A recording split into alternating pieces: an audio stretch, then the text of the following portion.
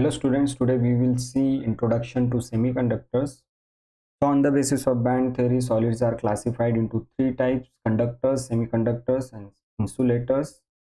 Conductors are the solids which allow electricity to flow through it because of the availability of free electrons, whereas insulators, they do not allow electricity to flow through it, hence they are poor and bad conductor of electricity. But the semiconductors, their conductivity lies in between conductors and insulator.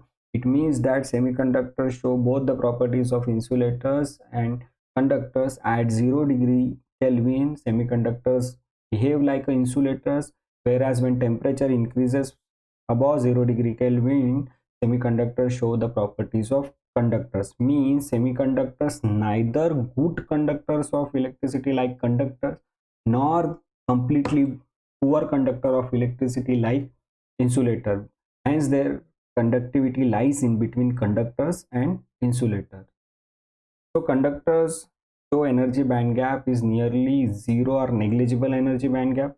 It means that we assume that the valence and conduction bands are overlapping in case of conductors, hence all the electrons are present in the conduction band and readily available for the conduction in case of conductors, whereas in semiconductor there is a significant gap in between valence and conduction band, hence they have low energy band gap.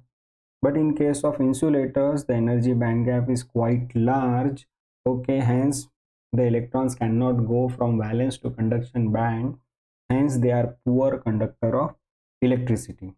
As per the examples are concerned, all metals are nothing but the conductors. For example, copper, silver, gold, iron, etc. Famous examples of semiconductors are silicon and germanium, hence compound semiconductor also, that is gallium arsenide, etc. The insulating materials are mica, glass, wood, plastic, diamond, etc. Now we will see how to define semiconductors.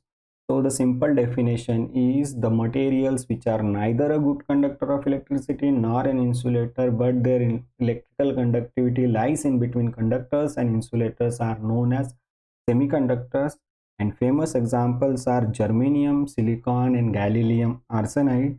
The electrical conductivity at room temperature of germanium element is 2.12 Siemens per meter, whereas the electrical conductivity of silicon at room temperature is 0.0015 Siemens per meter.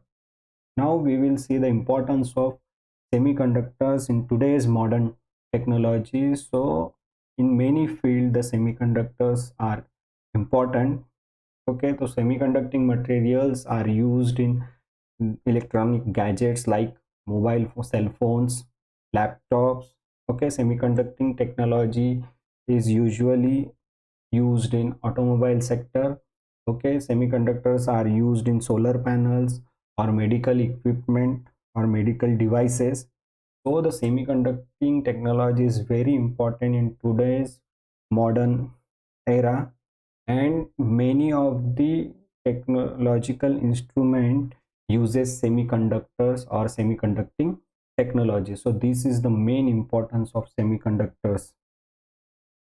Now as per the history of semiconductors is concerned, semiconductors were discovered in early 19th century, but the main breakthrough was came when J. Bardeen, W. Bratton and William Shockley invented the transistor at Bell Laboratories around 1947, and this was the breakthrough in case of semiconductors or semiconducting technology. Nowadays we can see that semiconductors or semiconducting technology is the backbone of the modern technology, and semiconductors are used in modern quantum computers, telecommunication devices, or today's artificial intelligence technology, modern medical equipments and vehicles. So this is the main importance of semiconductors. So today we have seen the introduction to semiconductors, and in next lecture we will see the types of semiconductors. Thank you very much.